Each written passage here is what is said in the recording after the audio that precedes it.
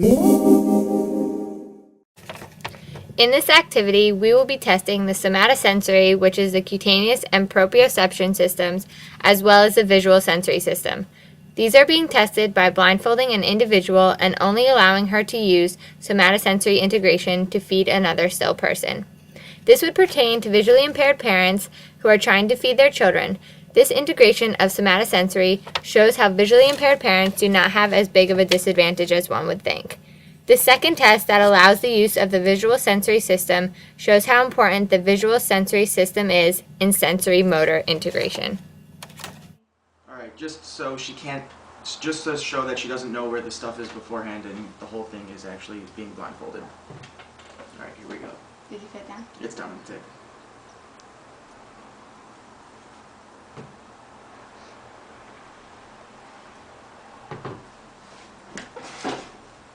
Okay.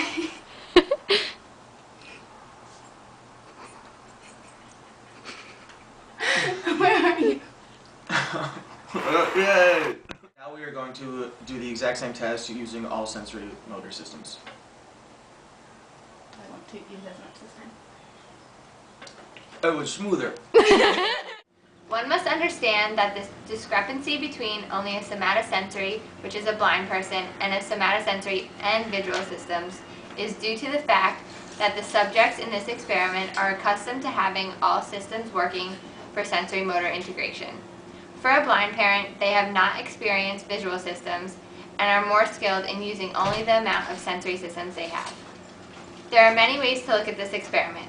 When Rachel was blindfolded, it was hard for her to efficiently complete the task because she was relying on a sense that she is not used to relying on. When the blindfold came off and she was able to use all her senses, more specifically the visual system, it was a more efficient and fluid motion. Therefore, this activity shows that the visual system improves sensory motor integration.